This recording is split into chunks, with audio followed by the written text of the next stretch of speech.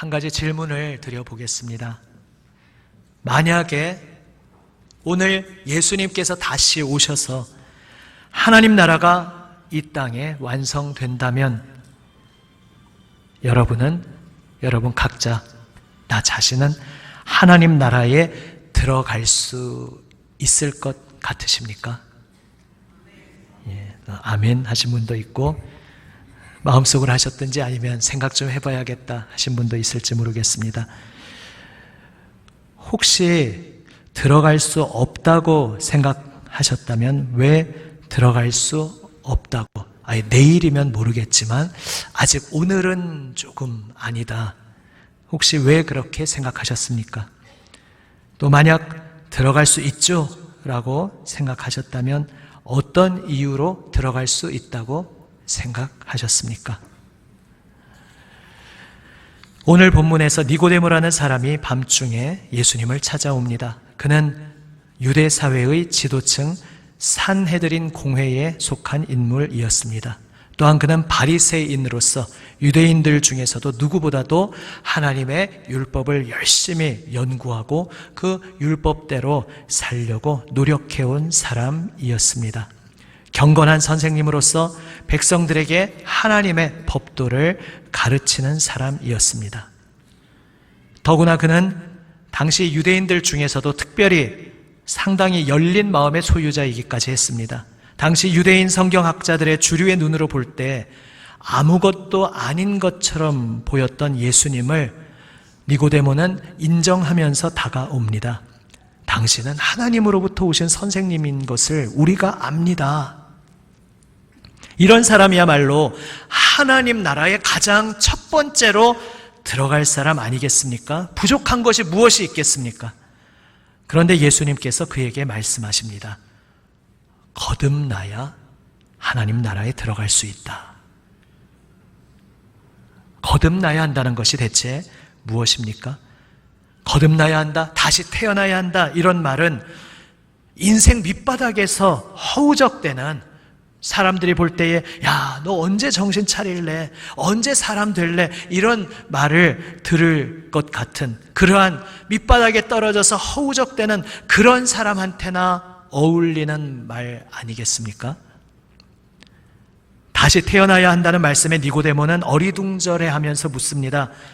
아니 그럼 어머니 뱃속에 들어갔다가 다시 나오기라도 해야 한단 말입니까? 이에 예수님은 말씀하십니다. 내가 이스라엘의 선생 아니냐? 그런데 이것을 모른단 말이냐? 이미 성경에서, 우리 시대 표현으로 하면 구약 성경이죠. 성경에서 이것을 하나님께서 이미 다 말씀하셨다는 것입니다. 이미 다 가르쳐 주셨다는 것입니다. 다시 태어나는 것에 대해서 이미 이야기하셨다는 말씀입니다. 대표적으로 에스겔 말씀에 이것이 잘 나타나 있습니다. 오늘 오후에 함께 보실 에스겔 37장, 그리고 다음 주일에 말씀 나누면서 또 함께 연결하여 볼 36장 등에 보면 우리가 죽어 있고 하나님께서 주시는 새 생명을 받아야만, 새 영을 받아야만 하나님 앞에 나아갈 수 있다는 것을 말씀하고 있습니다. 하지만 그토록 성경을 열심히 연구하고 읽었으면서도 성령님께서 눈을 열어주시기 전에는 보면서도 보지 못하고 있었던 것입니다. 결국 예수님의 말씀은 니고데모가 죽어 있다는 말씀이었습니다.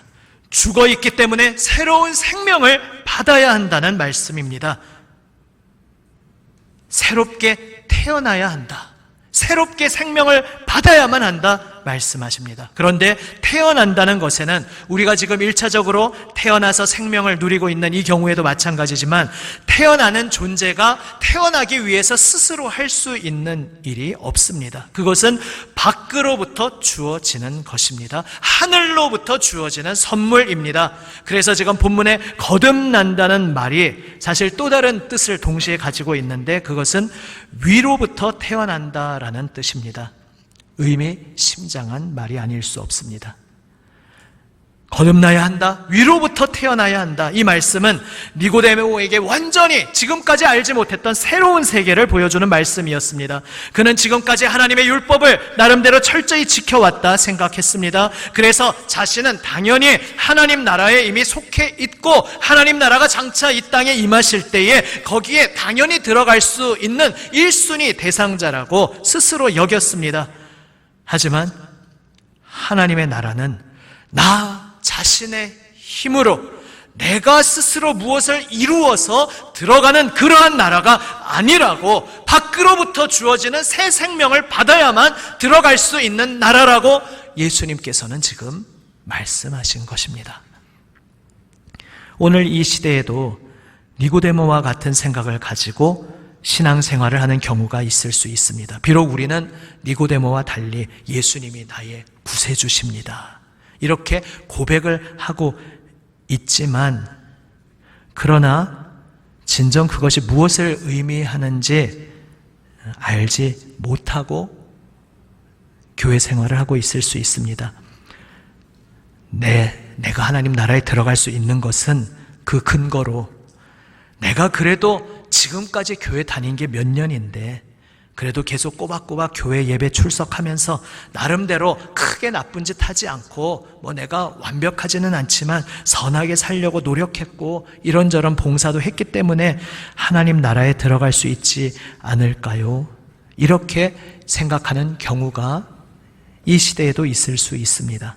혹은 반대로 제가 아직은 부족한 모습이 너무 많죠. 좀 더 준비되고 나서 내일, 한 달 후, 1년 뒤쯤에는 모르겠지만 오늘 지금 내 상태로는 하나님 나라에 아직은 들어갈 수 없죠. 좀 더 노력해야 합니다. 이렇게 생각하는 경우도 있을 수 있습니다. 이 두 가지 생각은 정반대되는 생각 같지만 사실은 동일한 뿌리를 가진 생각입니다. 나의 무엇, 나의 어떠함, 내가 무엇을 이루고 그리하여 내가 획득한 어떤 조건, 자격을 통해 하나님 나라에 들어갈 수 있다는 오해, 착각인 것입니다. 이러한 생각을 갖고 있는 사람에게 예수님께서는 말씀하십니다. 내가 거듭나야, 위로부터 주어지는 생명을 선물로 받아 새롭게 태어나야 하나님 나라에 들어갈 수 있다 말씀하십니다. 하나님 나라는 나의 어떤 업적으로, 나의 어떤 성취로, 나의 공로로 들어가는 나라가 아니라는 말씀입니다. 위로부터 주어지는 새 생명을 받아서 새롭게 태어나야만 한다는 말씀입니다. 그런데 어떻게 새롭게 태어날 수 있습니까? 어떻게 위로부터 태어날 수 있습니까? 그것을 예수님께서는 이렇게 말씀하십니다. 14절, 15절 말씀입니다. 다시 한번 한 목소리로 14절, 15절 한번 성경을 펴셔서 14절, 15절 함께 읽습니다. 모세가 광야에서 뱀을 든 것 같이 인자도 들려야 하리니 이는 그를 믿는 자마다 영생을 얻게 하려 하심이니라. 아멘. 모세가 광야에서 뱀을 든 것 같이, 아시다시피 구약의 구체적인 사건을 인용하십니다. 하나님 거역하는 불순종으로 인하여 하나님께서 심판으로 내리신 불뱀들이 나타나서 그 불뱀에 물려서 사람들이 광야에서 쓰러져 죽어가고 있을 때에 모세가 하나님께 기도하였고 하나님께서 그들이 살 수 있는 길을 주셨습니다. 뱀의 형상을 만들어서 장대에 매달아 높이 들어 올려라. 그러면 그 자신의 진영 어디에서 죽어가고 있든지 눈을 들어 그 높이 매달린 그 뱀의 형상을 쳐다보는 자마다, 바라보는 자마다 죽지 않고 다시 생명을 얻게 될 것이다 말씀하셨고, 과연 그렇게 장대에 매달린 뱀을 쳐다본 자는 그저 바라만 본 것으로 생명을 다시 얻을 수 있었습니다. 인자가 그렇게 매달려야 한다, 높이 들어 올려져야 한다, 바로 십자가 죽음을 의미합니다. 그러나 이 말씀을 하실 당시에 니고데모는 도대체 이것이 무슨 말씀인지 도무지 당시에는 이해할 수 없었을 것입니다. 그리하여 니고데모는 어떻게 되었겠습니까?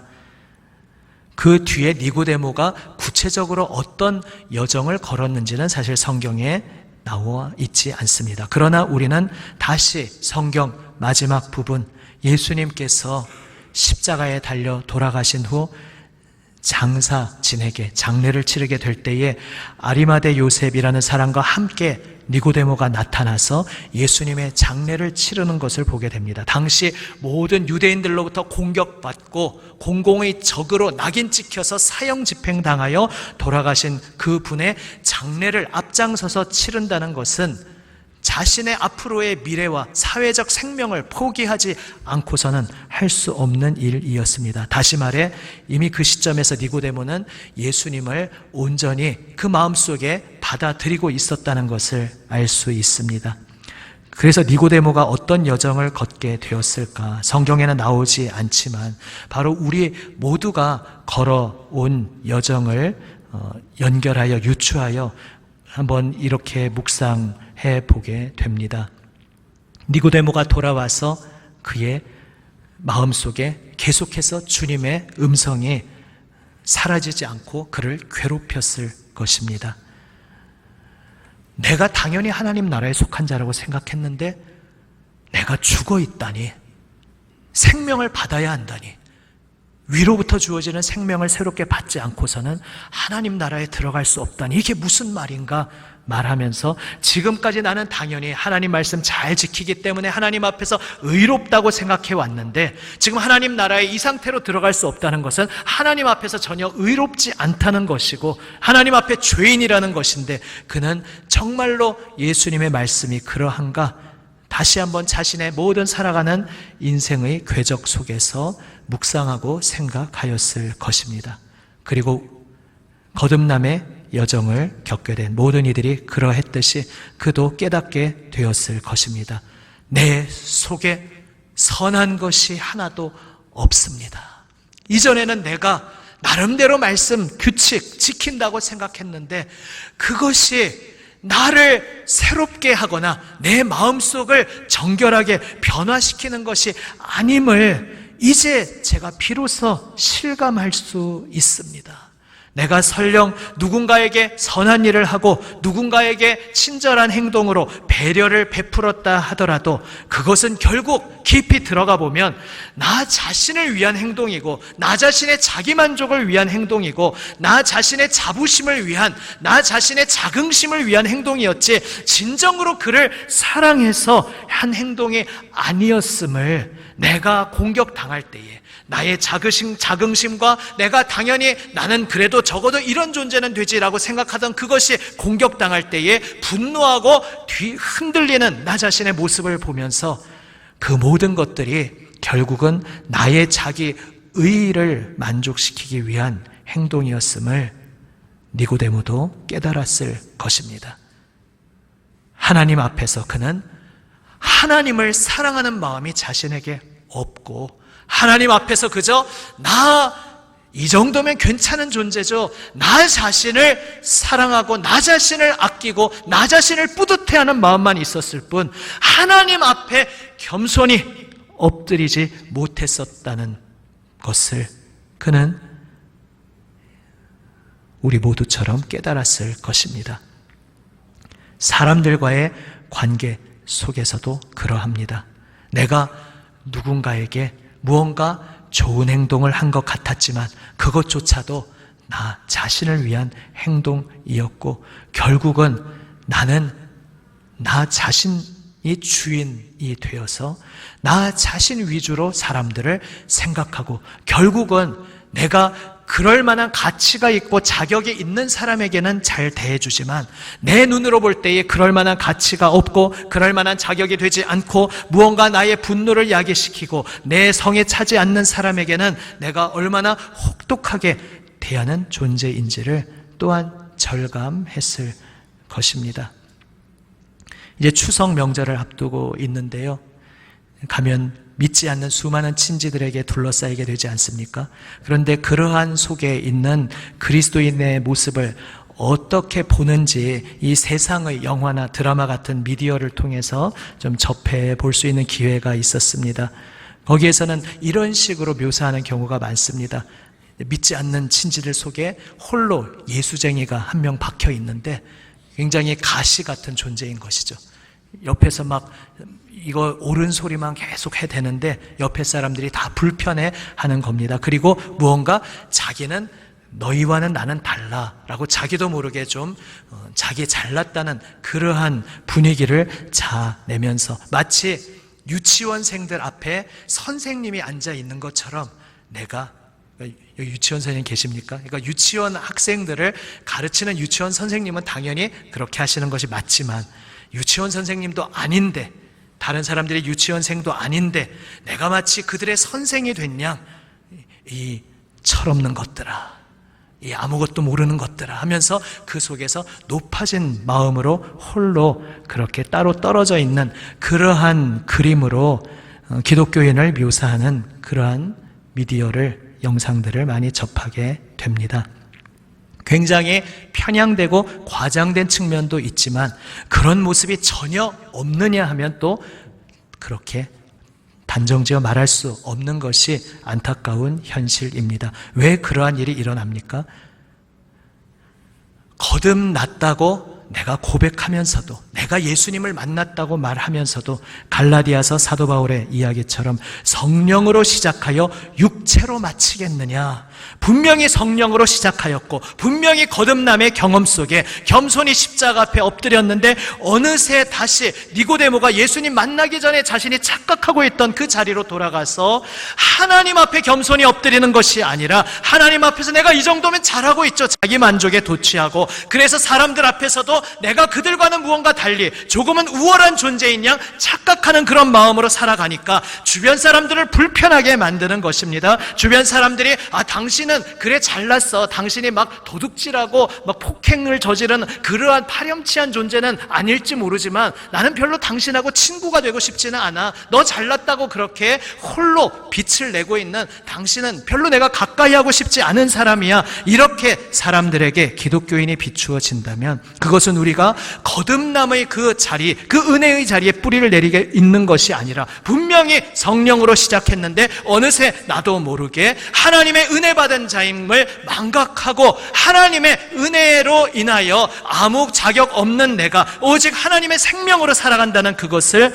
잊어버렸기 때문에, 육체의 자리에 있기 때문에 예수님 만나기 전에 니고데모와 많은 유대인들이 착각하고 있었던 그 자리로 어느새 떨어져 있기 때문에 그러한 모습으로 우리가 살아가고 있을 수 있습니다. 결국 니고데모는 발버둥 치면서 그러면 내가 죄인인데 내가 아무리 나름대로 열심히 노력한다고 해서 하나님께 만족을 드릴 수 없고 새로운 존재가 될 수 없는데 새롭게 태어나야만 한다고 했는데 어떻게 새롭게 태어날 수 있습니까? 내가 할 수 있는 것이 아닌데 제가 어떻게 하면 좋단 말입니까? 이렇게 절규하고 발버둥 치던 중에 그는 예수님의 사형 집행 사건을 직면하게 됩니다. 장례를 치르러 나타났다는 것은 10중 8구 그는 예수님께서 십자가에 매달려 숨을 거두시고 있는 그 장면도 그 앞에서 보고 있었을 가능성이 많습니다. 십자가 앞에 그가 서서 무엇을 보았겠습니까?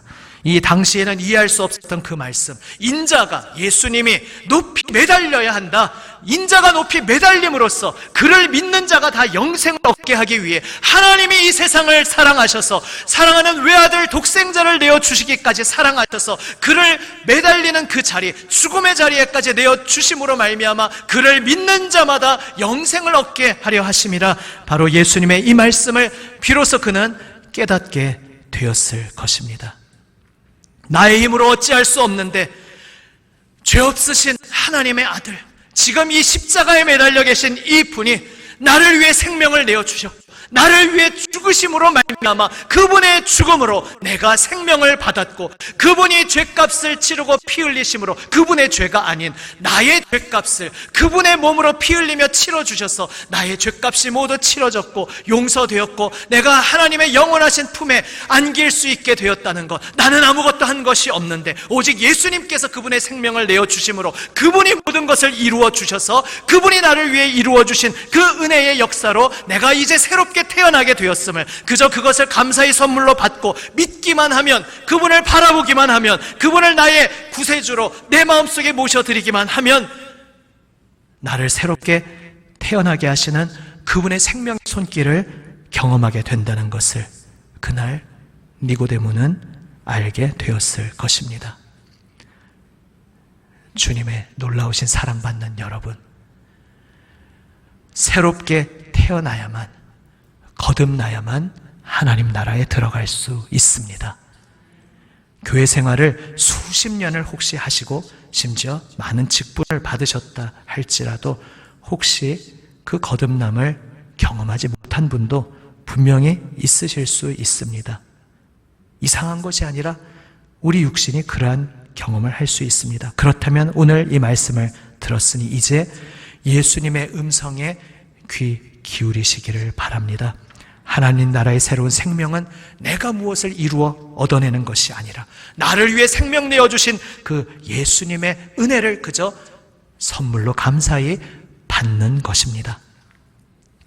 여기 계신 분 중 또한 많은 분들은 이미 거듭남을 체험하셨을 것입니다. 그렇다면 성령으로 시작하셨으니 육체로 마치는 자리로 후퇴하지 말고 계속해서 그 은혜의 자리에 머물러 있으시기를 바랍니다.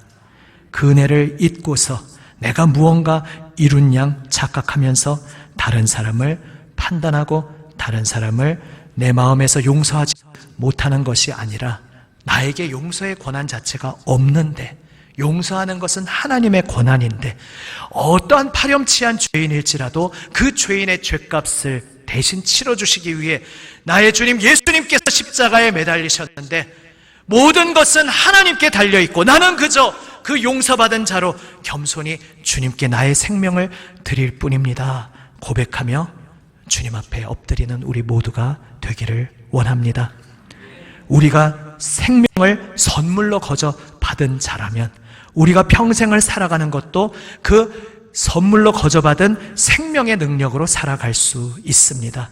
바로 그것을 위해서 우리가 기도하고 말씀의 자리로 나아가는 것입니다. 기도와 말씀으로 예배로 나의 무슨 공력을 쌓는 것이 아니라 주님, 저의 힘으로 살 수 없기에 오직 저를 붙들어 주시는 주님의 은혜로, 저를 붙들어 주시는 주님의 능력으로만 제가 살아갈 수 있기 때문에 제가 오늘도 주님 앞에 나아옵니다. 주님 음성에 오직 귀를 기울입니다. 주님 품에 제가 뛰어듭니다 고백하며 나오는 발걸음이 바로 말씀과 기도의 자리로, 예배의 자리로 나오는 고백임을 기억하시며 무한하신 우리 주님의 은혜만 오직 붙잡고 의지하시기를 바랍니다.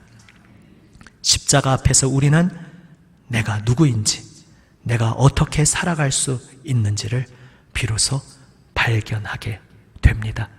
오늘도 날마다 이 십자가 앞에 다시금 엎드리는 우리 모두가 되시기를 우리 주님의 이름으로 축원합니다. 아멘. 기도